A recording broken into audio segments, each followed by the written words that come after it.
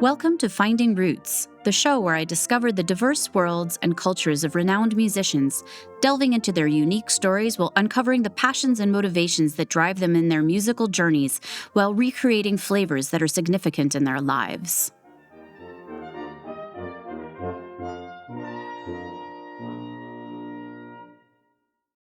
Jürgen Krauss, Britain's most famous German baker, is renowned for his participation in the Great British Bake Off. His precision baking, dry humor, vast intellect, and dramatic eyebrows have endeared him to many. Beyond his baking prowess, Jürgen has also shone a spotlight on early music and on the Sackbut, the ancestor of the trombone, with his enthusiastic performances highlighted on the Great British Bake Off, which earned him fame in the music world. When we invited Jürgen for a weekend of baking and playing with Quattrocinia, the early music group I perform with, we anticipated a fantastic weekend. To our delight, we discovered he shares our passion for science fiction, turning this episode of Finding Roots into an unexpected adventure.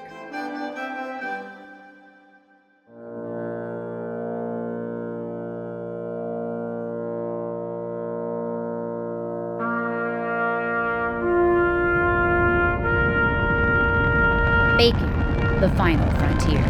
Our weekend mission: to explore German baking, to perform ancient music, and to boldly brave a Burns night supper with live bagpiper, cairndue, and a lot of haggis. This is the story of Jürgen Krauss and the cooking musician. I'm not a baker, and so I'm definitely following Jürgen's lead on this. I'm going to just enjoy myself and actually find out how to bake a proper cake. So this is going to be fantastic to actually find out from the master himself. I'm very excited to being here.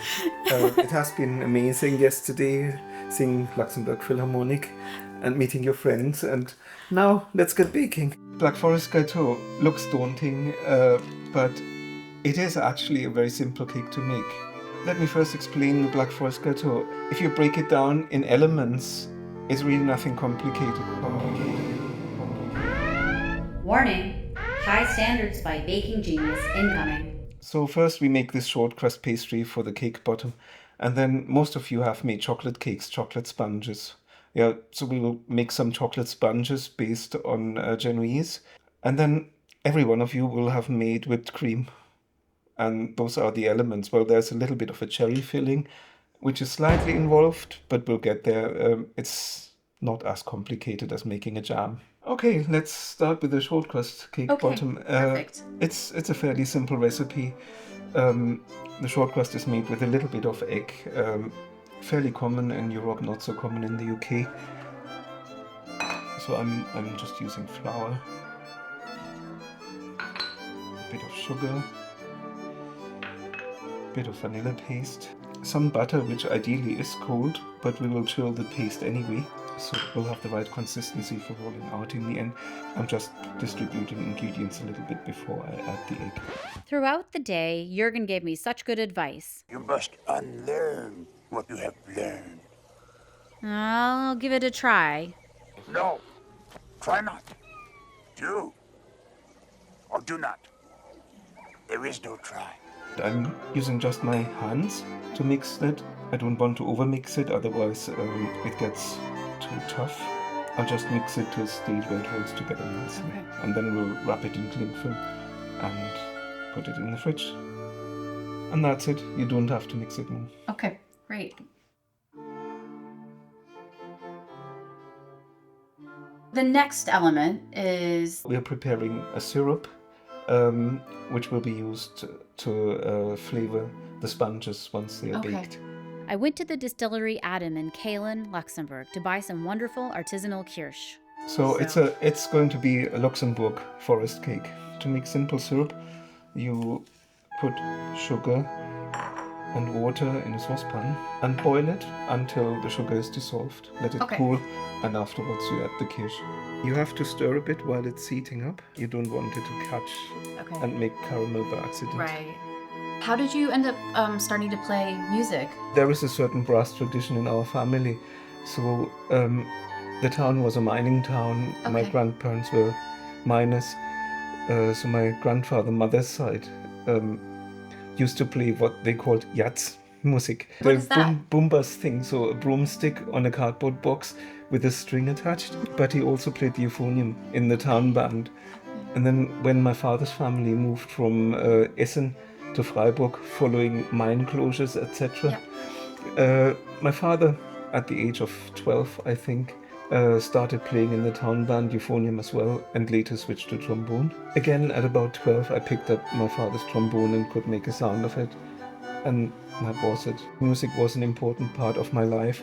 I considered studying trombone, but I had my first proper tuition when I was 17. And my teacher then, who was playing with the Freiburg Symphony Orchestra, didn't really know how to get rid of all the mistakes I had acquired in my long autodidact period. And I felt an affinity to early music. There was a teacher at our school, at our secondary school. She studied singing and violin in Basel.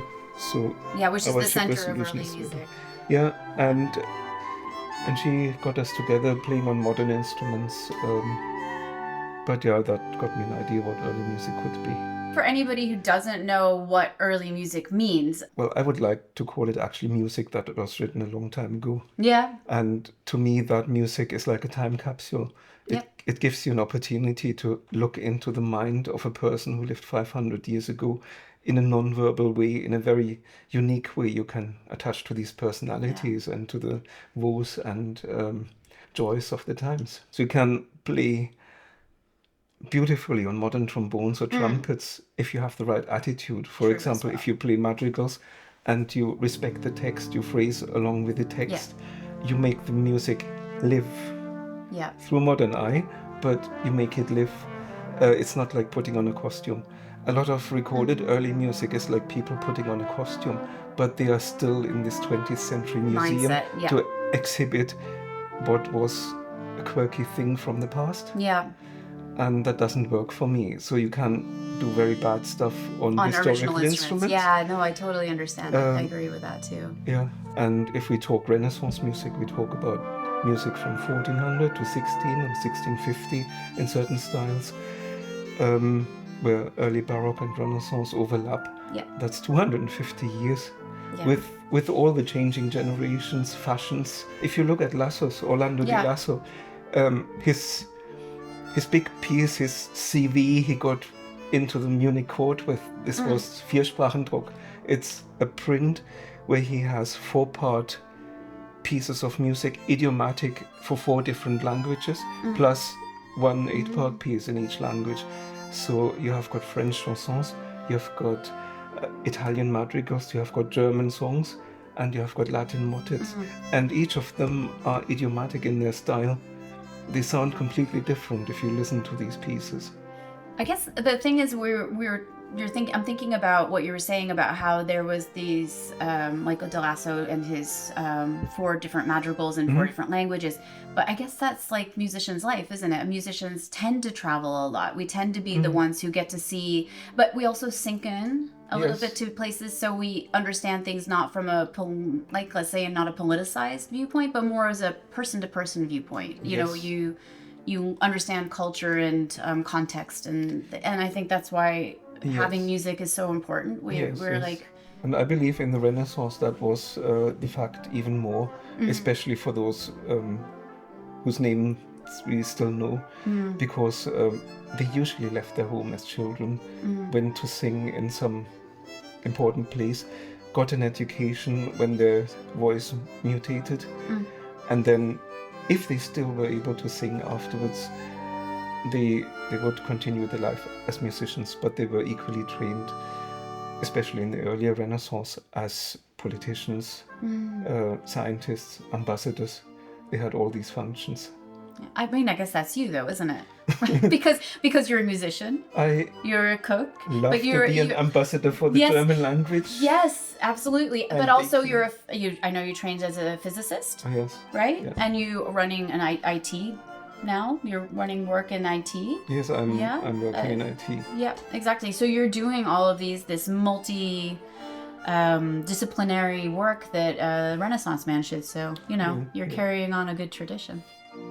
We'll take our syrup away and continue with our cherry jam. Okay. All right, so first we add the kirsch and the syrup from the cherries Okay, into the pot. into the pot. Okay. And then we mix the water and the starch in order to avoid lumps. And once that is smooth as it is now, we'll add it to this cherry and kirsch and syrup mix. Okay. Yeah. And finally, we add the sugar and stir it in. And Okay. then we'll heat it and boil it. Okay, and then it will thicken up at that point. It will thicken up. Once Yeah. it gets translucent, we can add the cherries and set it Okay. aside to cool. So you ended up deciding not to go into music and study trombone in college, but so what did you decide to do? What was your career path in that? Well, physics always felt very natural to me at school. So that was no question for me to go into physics. And I enjoyed studying physics very much. The way it was back then was you had a lot of freedom. Okay. I did a lot of work in the forest, walking around. I remember this moment when I kind of recognized the ingenious thought by Newton, the equality of the inertial mass and the mass that's responsible for gravity. I think the early music that tends to attract the most intellectual people in some ways. There's this like love of study and science. Yeah, there's a early 16th century theoretician, historian, who writes about the current composers, and he lists a lot of names of famous composers which he considers are the good ones. Okay. None of them we know. Okay, interesting. And then he has a list of names which he calls the bad composers, and we know all of them. All of them. Josquin, Brunel, Tinctoris, Ockeghem, Dufay, you name them, all of them. And he said, they're not real composers. Whenever they meet, they only talk about numbers. And so how did you end up in the UK? Quite, if I still was in Germany, I wouldn't have done the Great British Bake Off, because you yeah. have to live there. Yeah. The color changes, by the way. Yeah, I see that. You don't want to burn it. It will bubble. But and this is to really cook off the starch. At that point, you want to cook it for maybe a couple minutes more.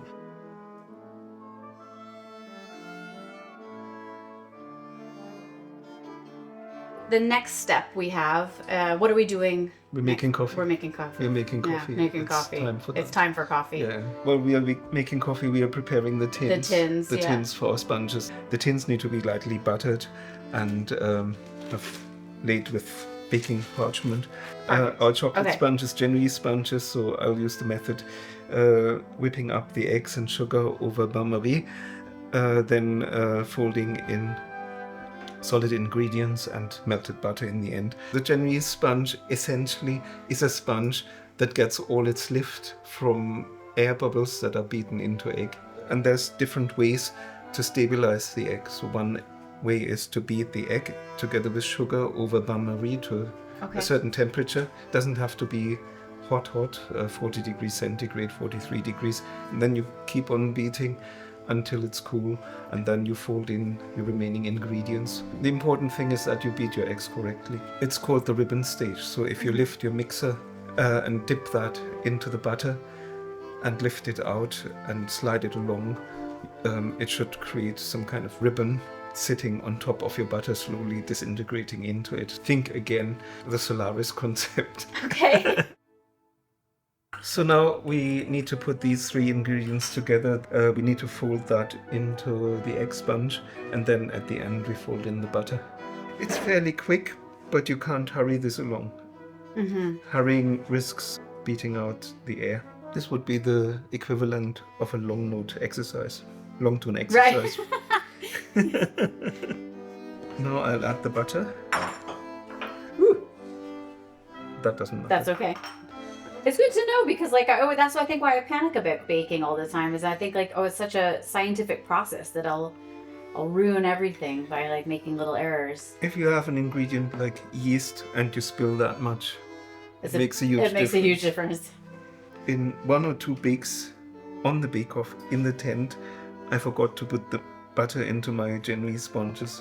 And it was still okay. Still okay. Still got into the semi-finals. That's right. How did you end up back in historic instruments? Well, I had this break, and during my physics studies, as I mentioned, I got into looking for something to play, and I thought in early music there was a lot of potential for someone who is not necessarily professional. Although I think the music that looks written easiest is the hardest to play, as so often. But yeah, I started playing recorder. I had recorder lessons with a Thai composer in Freiburg, which was That's so fascinating. very interesting. Yeah. I went to the Staufen Early Music Festival, which is a big thing in the amateur scene in Germany. Martin Lubanow was there as a teacher, and among others. And there I played crumb horns and recorders and tried my luck on a kirtle.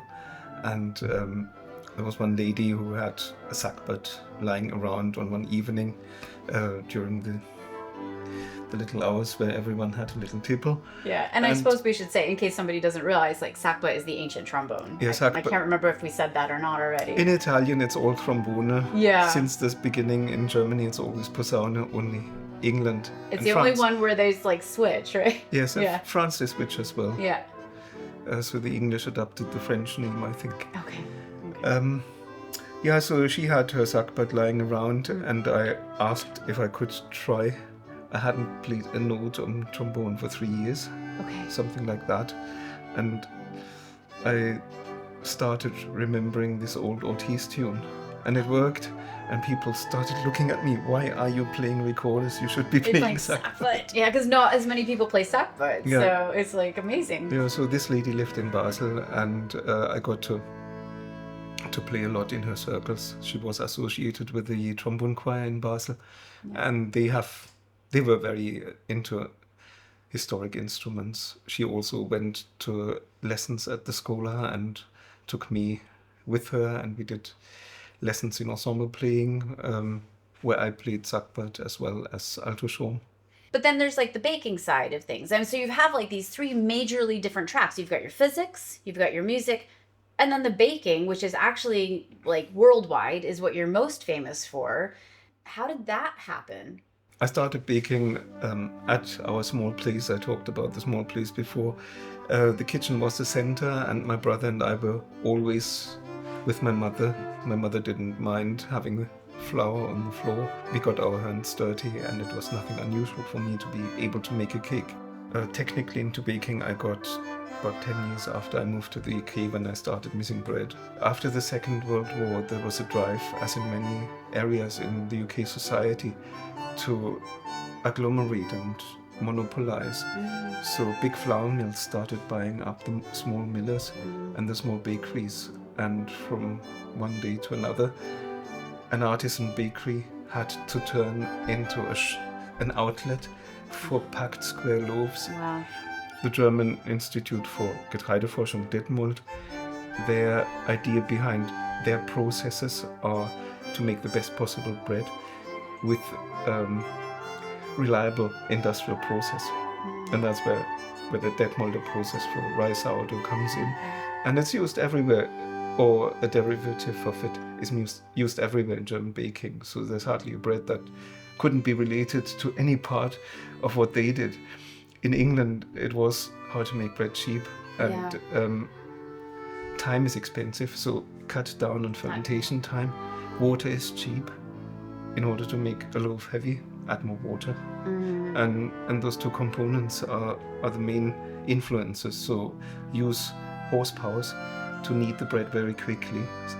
That can cut down on fermentation time, so you don't need time to form the gluten. Just use power. Okay, so we have your beautiful Genovese sponges out. The thing that is left to bake are the shortcrust bottoms pastry, which should have nicely firmed up now. So at home I have my wife, who is a fantastic anchor, and she's one of the, well, she's responsible that I went to Bake Off.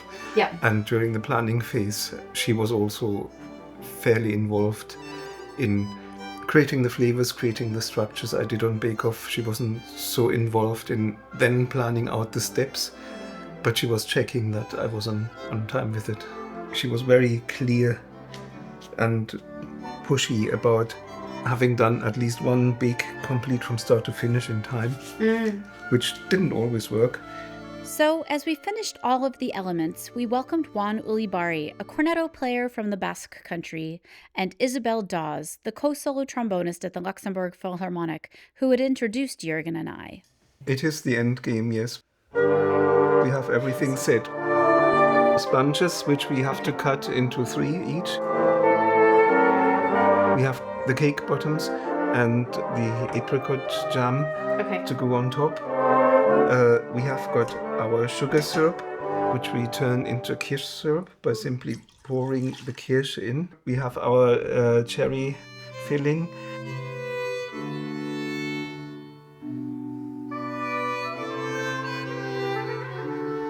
To finally begin to assemble the Black Forest cherry cakes, we spread apricot jam onto the short-crust bases. After, we layered on a chocolate Genovese sponge cake layer and generously brushed it with kirsch syrup. Next, we piped 2 concentric rings of whipped kirsch cream and filled the gaps with our cherry filling. Another layer of cake and kirsch syrup, followed by more cream and cherry filling, was then topped with a whipped cream crumb coat.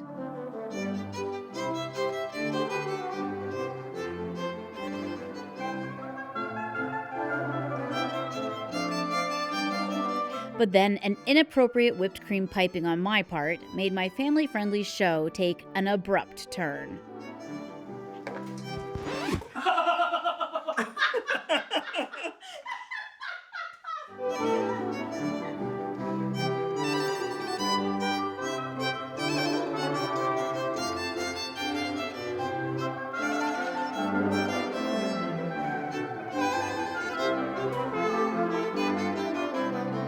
Very intense day and amazing, and thank you so much for showing me how to make the Schwarzwälder Kirschtorte.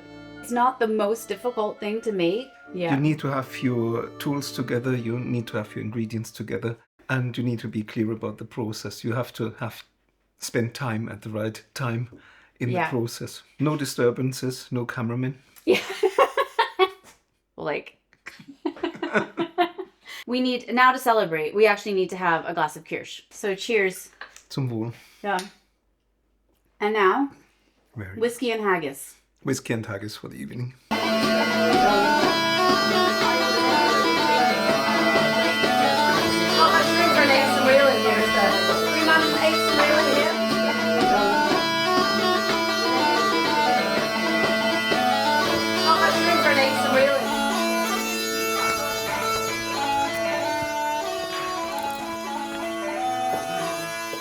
Fair fa your honest, sonsy face, great chieftain o' the puddin' race, aboon them all, ye take your place, pinch, tripe or firm, well are ye worthy o' a grace, as lang's my arm. The groaning trench of there ye fill, your hardies like a distant hill, your pinwad help to mend a mill in time o' need, while through your paws the dews distill, like amber. His knife see rustic labour dicht, and cut ye up with steady slicht, trenching your gushing entrails bright, like only ditch, and then, oh, what a glorious sight! Warm, reeking, rich, then horn for horn, they stretch and strive, they'll tack the hindmost on they drive, till a' their wheel-swalled kites believe are bent like drums, then old goodman mace like to hike. Ha ha ha, ben thank it hums, is there that o'er his French ragout, or olio, wadstaw a sou, or frickas wad make her spew, we perfect schooner looks down, we sneering, scornful view, hot sick a dinner. Bear devil, see him o'er his trash, as feckless as a withered rash, his spindle shank, a good whiplash, his knave a net, through bloody flood or field to dash, oh how unfit, but mark the rustic haggis fed, then trembling earth resounds his tread. clapping his woolly neva blade, he'll make it whistle, and arms and legs and heads will sned like taps o' thistle. Ye bars wa mak and mankind your care and dish them out their billow fair. Old Scotland wants nae skinking wear, thou jopes in luggies, but if ye wish her grateful prayer, gie her a haggis.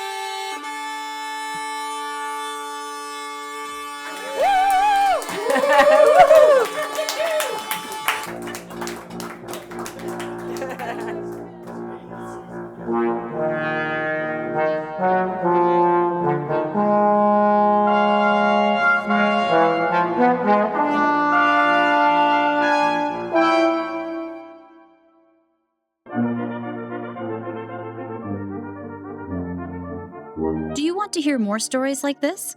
Subscribe to my channel to discover other musicians and gain insight into their lives.